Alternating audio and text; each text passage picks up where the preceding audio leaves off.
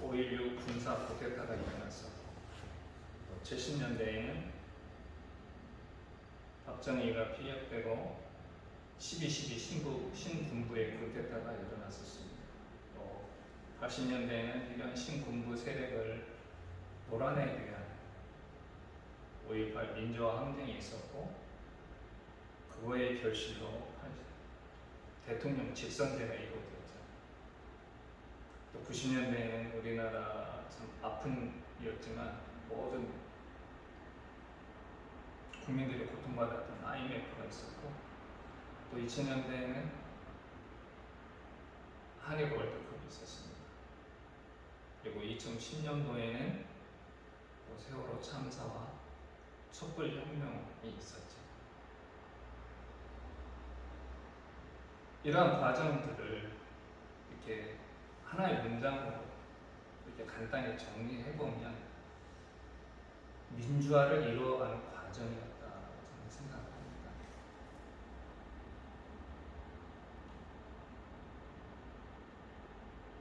지금은 좀 잠시 그동안 이루었던 결실이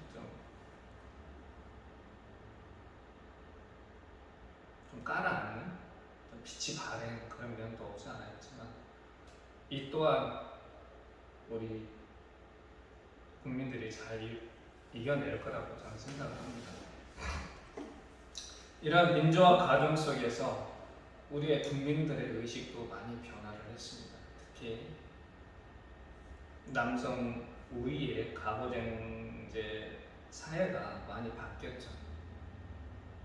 그 가부장제 사회 속에서 특히 많이 피해를 받았던 여성들, 특히 직장 내에서 성희롱을 당하고 또 동일노동, 동일임금이라고 하는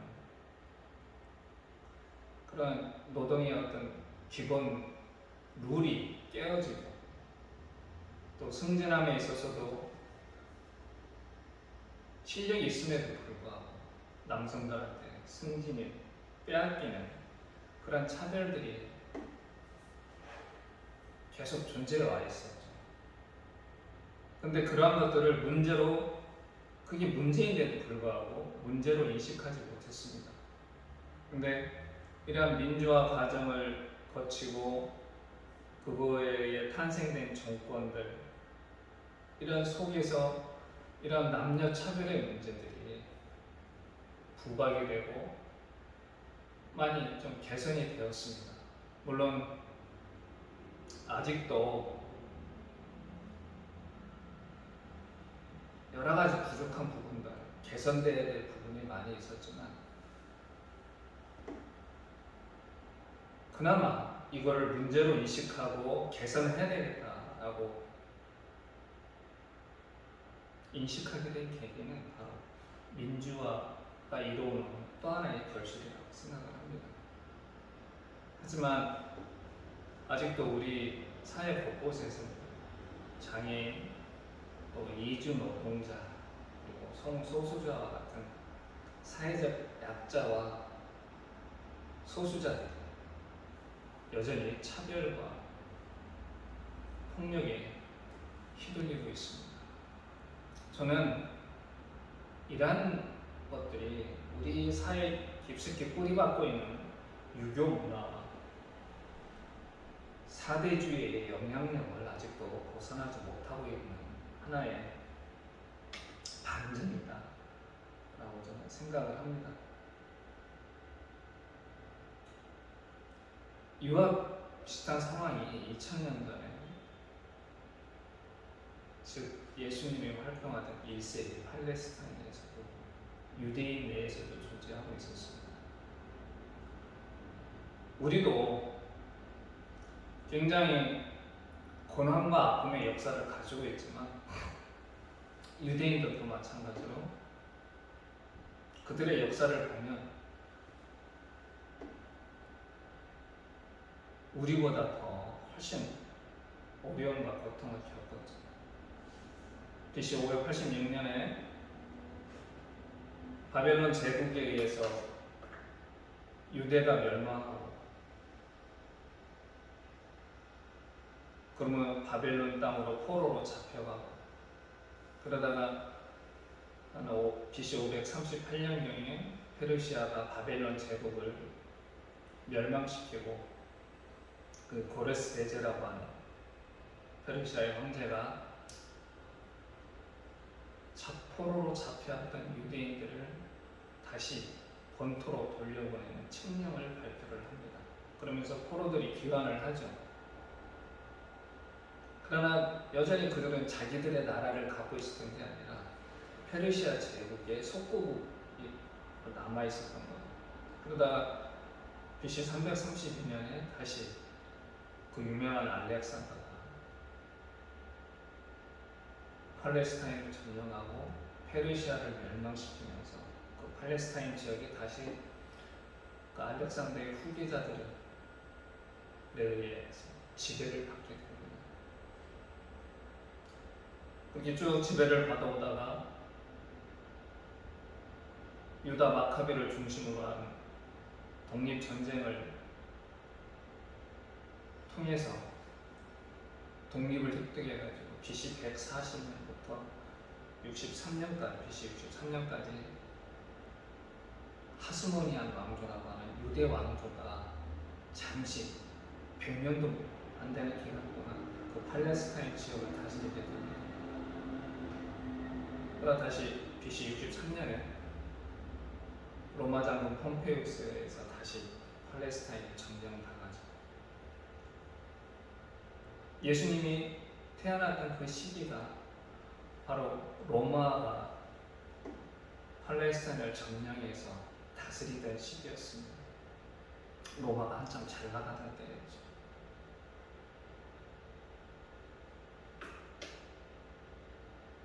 이런 로마의 점령 하에서 그런 유대 민족들이 로마의 점령으로 인한 그런 위협에 대한 그런 반응으로 유대인들은 뭐를 택했냐면,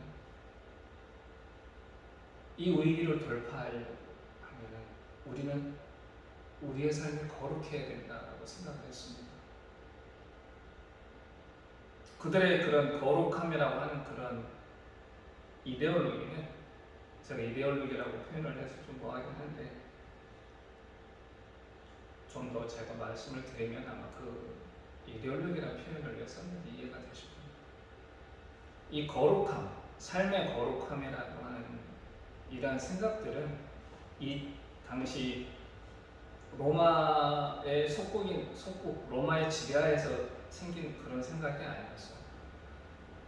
바벨론의 포로로 잡혀간 이후로 유대인들의 삶을 지배했던 기본적인 이데올로기로서 거룩함이라는 게 유대인들의 모든 문화 속에 자리 잡고 있었습니다. 이러한 것들을 잘 표현해 주는 게 어디에 나와 있냐면 레위기의 성결법정이라고 하는 부분에 잘 나와 있습니다. 17장에서 레위기 17장부터 26장인가 그걸 성결법정이라고 하는데, 거기에 간단하게 이렇게 표현이 되어 있죠. 너희는 거룩하라. 이는 나 여호와 너희 하나님이 거룩하니. 이게 성결법전의 모든 핵심입니다.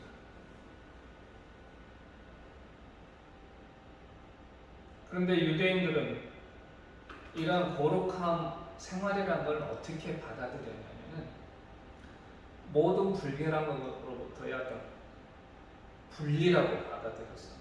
분리. 근데 이런 분리됨이 어떤 식으로 표현이 됐냐면은, 정결함과 부정함, 유대인과 이방인, 성스러운 것과 속된 것, 의인과 죄인, 이런 양극성으로 이 분리된 거룩함이 표현이 됐습니다. 이러한 유대인들의 거룩함은 결국엔 유대인들이 바벨론 포로기와 그 이후에 계속해서 그들이 겪었던 경험했던 고난과 파괴에서 우리가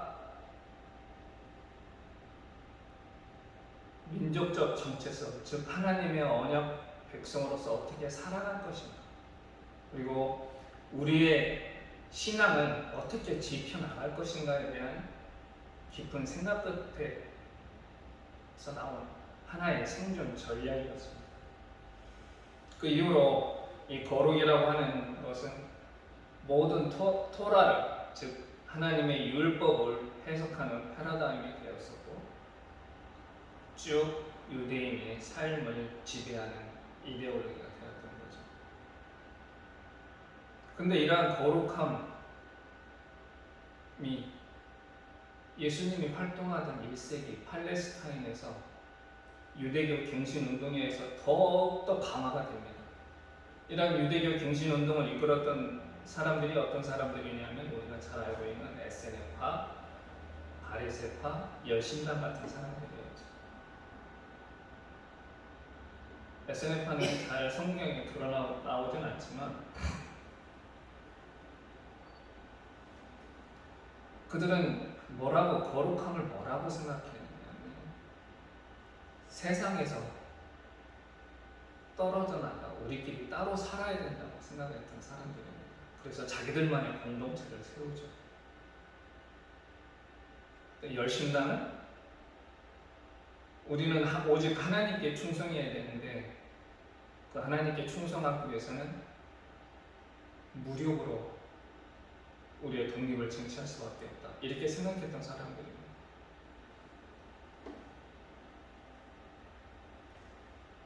세 파의 생각은 다 달랐지만 거룩함을 어떻게 실천해야 되겠다고 하는 그런 생각은 달랐지만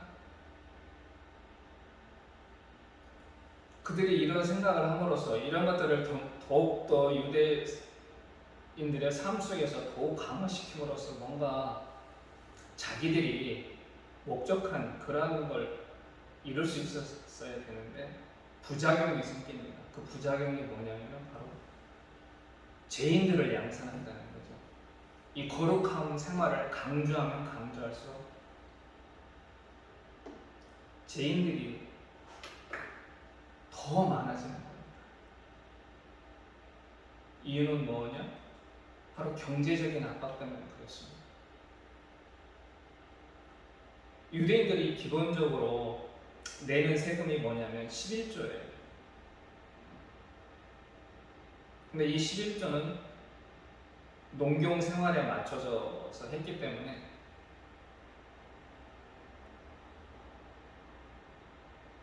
주로 농민들하고 많은 관련이 있는 거죠. 농민들은 누굽니까?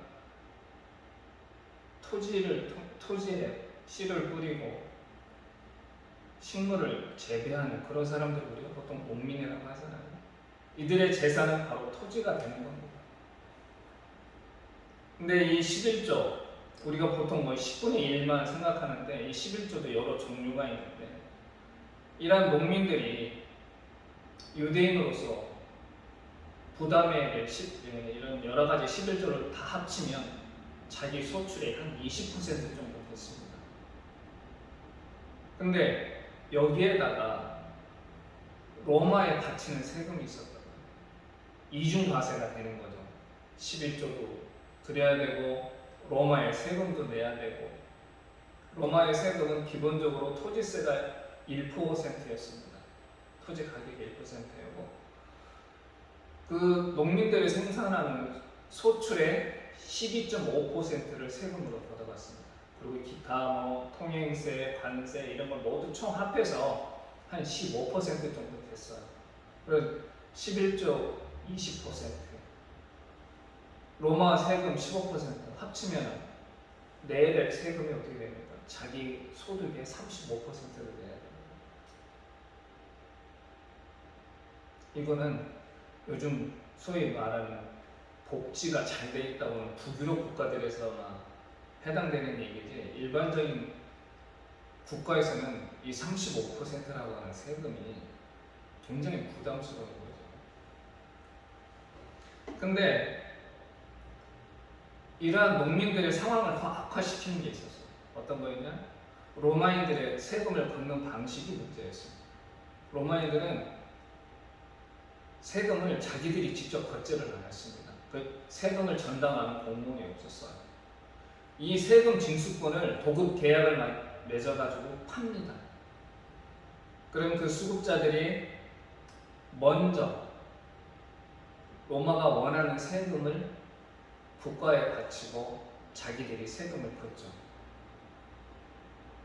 그런데 그냥 이 사람들이 그 국가가 정해놓은 세율대로 걷겠습니까?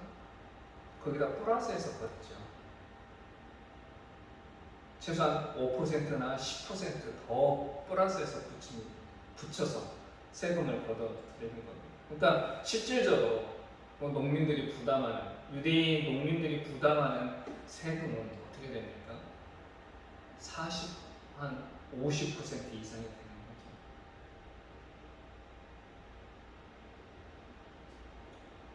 그러다 보니 농민들이 고민이 생기는 겁니다. 11조는 강제력이 없었고 로마의 세금은 강제력이 있었어요. 선택을 해야 되겠죠. 내가 유대인으로서 거룩하게 살기 위해서, 하나님에 충성하기 위해서 11조를 내야 되는 것입니다.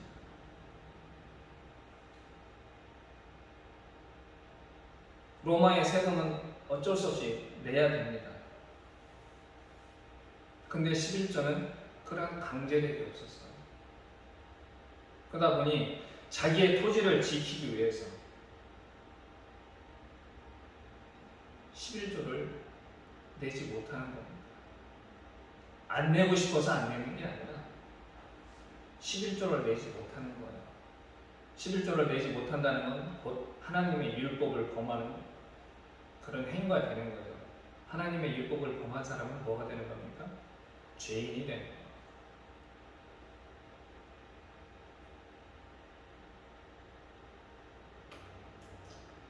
즉 자기들의 어떤 경제적 압박에 의해서 어쩔 수 없이 11조를 내지 못했는데 그 못 내는 11조 때문에 죄인들이 되는 거예요. 사회에서 버림받은 자들이 되는 겁니다.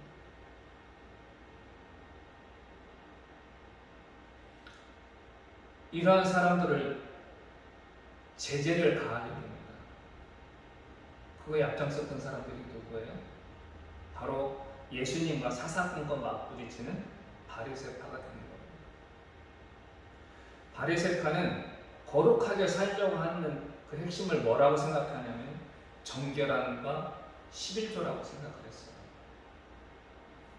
그러니까 11조는 반드시 내야 되는 겁니다.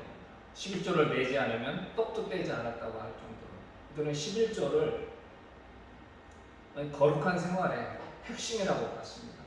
이러한 사람들 눈에 11조를 내지 않는 사람들은 뭐로 비치는 겁니까? 죄인들이 되는 거예요. 그리고 이러한 죄인들은 제재를 즉 유대인 사회에서 추방을 해야 된다고 생각을 했습니다. 그래서 이들이 제재를 가하는 가장 주된 방법이 뭐였었냐면 식탁 친교를 거부하는 겁니다.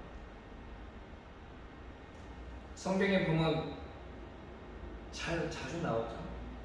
왜 죄인들과 세리들과 같이 식사를 하느냐. 이 죄인들이 바로 누굽니까? 율법을 범하는 자. 같이 식사를 한다는 건 어떤 의미인가요? 그 사람을 받아들인다는 의미죠. 근데 그 사람들과 식사를 거부한다는 건 어떤 겁니까? 비난하고 배척한다는 걸 상징적으로 나타내는 겁니다. 거룩함을 삶의 방식의 기본으로 세웠던 유대 사회에서 이 거룩함 때문에 이러한 죄인들이 자꾸 만들어지는 거예요.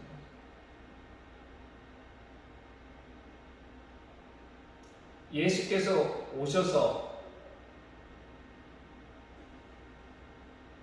그들과 부딪혔던 부분이 바로 이런 부분들입니다.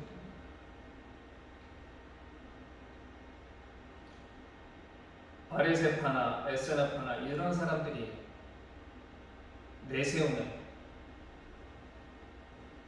하나님이 거룩하기 때문에 우리도 거룩해야 된다.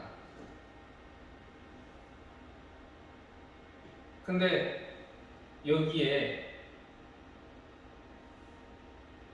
하나의 어떤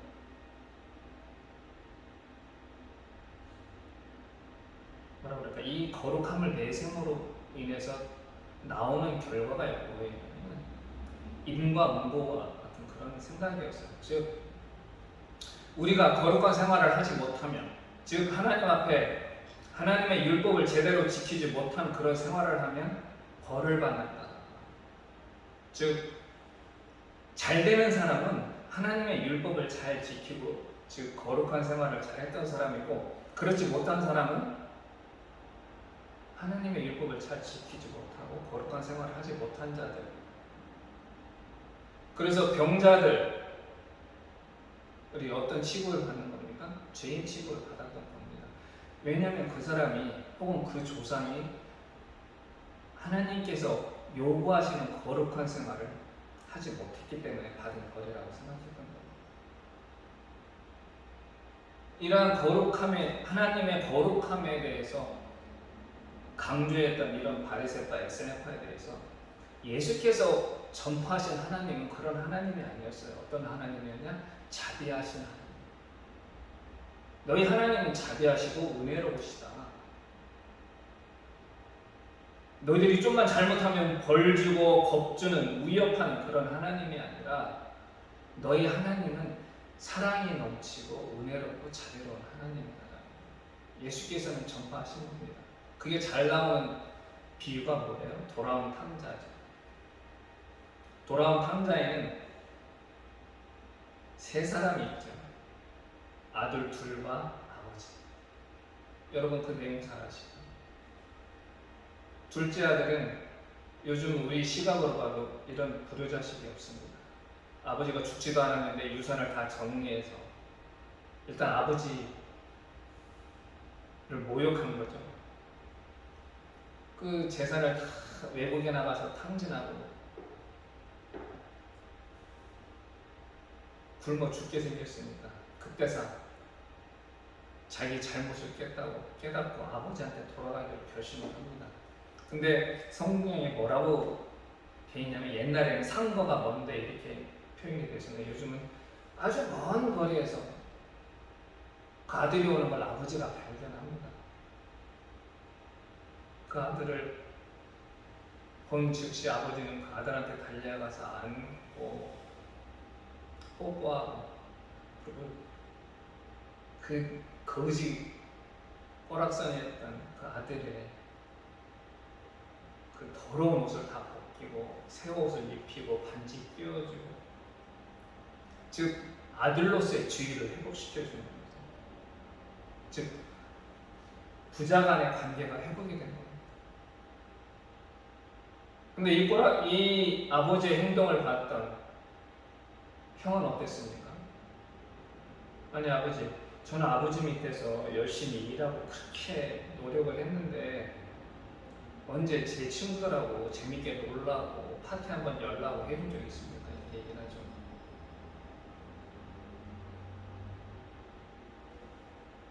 이 형의 생각, 이 형의 행동이 바로 그 당시 전형적인 유대인들이 가지고 있던 하나님에 대한 생각이었어요. 노력한 만큼 보상받고, 내가 하나님의 율법을 잘 지키는 만큼 그거에 따른 보상.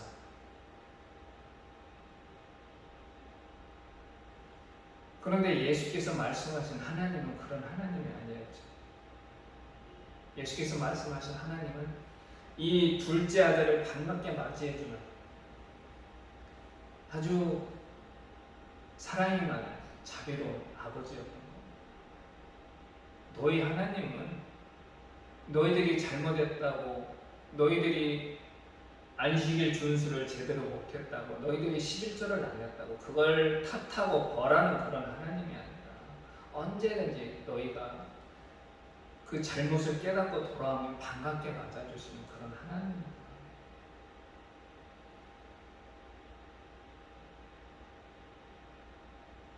두 번째로는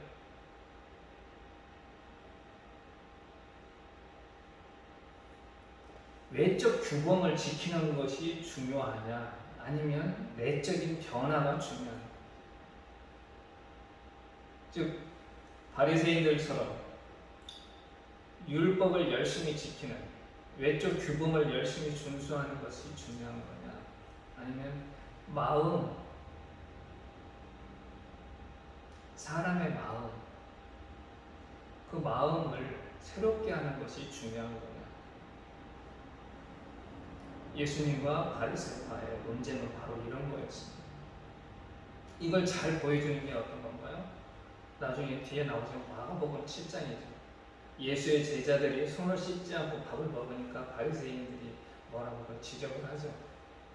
왜 당신의 제자들은 손을 씻지 않고 밥을 먹습니까? 그게 뭐 어떤 의미인 거예요? 불결하다는 거죠.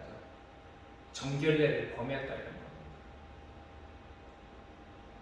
그러자 예수께서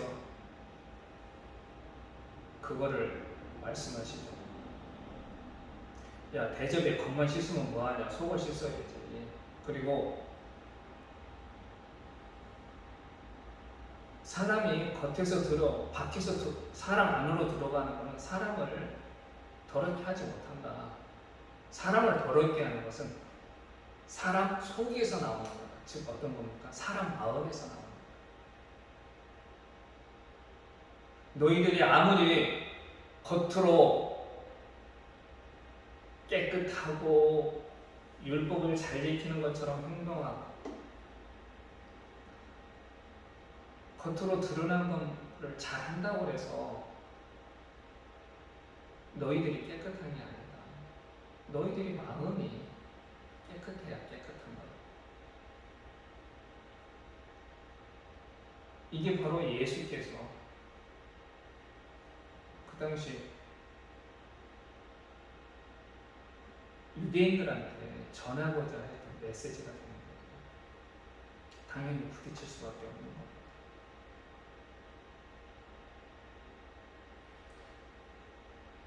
근데 2000년 전에 예수께서 일단 전했던 이런 메시지와 바리새파가 생각했던 이 두 가지는 지금도 여전히 논쟁거리입니다. 형식이 중요하냐, 아니면 내용이 중요하냐.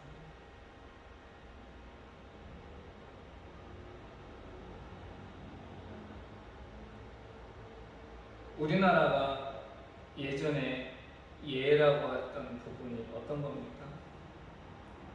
예가 가지고 있는 기본 정신을 어떻게 하면 잘 표현할까 하다 보니까 그게 자꾸 형식적으로 치우치게 되었어요. 그 대표적인 게 어떤 거예요? 부모님이 돌아가시면 3년상 치르는 겁니다. 부모님 묘 옆에서.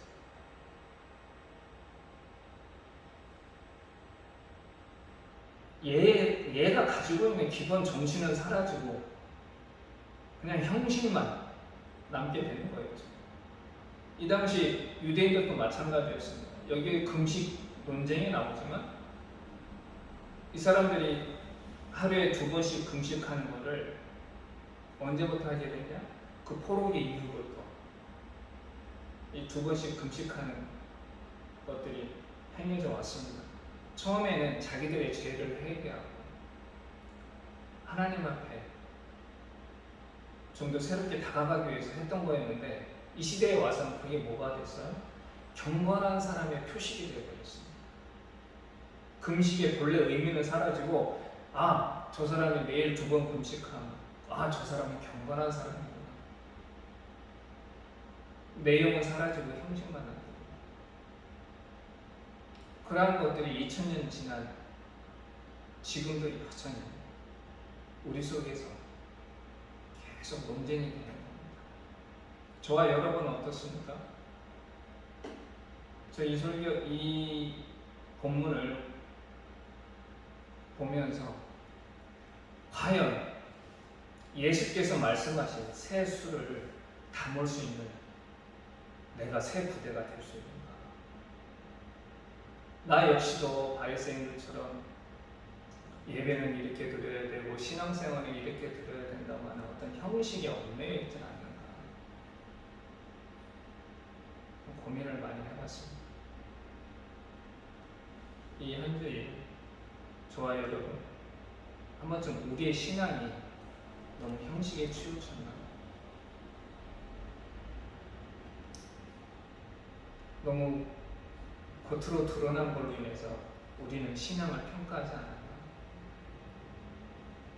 주일 잘 지키고 주일 예배 잘 드리고 새벽 기도에 빠짐없이 나가고 수요 기도에 금요 모임 빠짐없이 참석하는 걸로 우리의 신앙을 평가하는 그런 사람이 있지는 않았을까? 한 번쯤 이 한 주간 저와 여러분 다시 한번 생각해보는 그런 시간이 되었으면 좋겠습니다. 기도하겠습니다.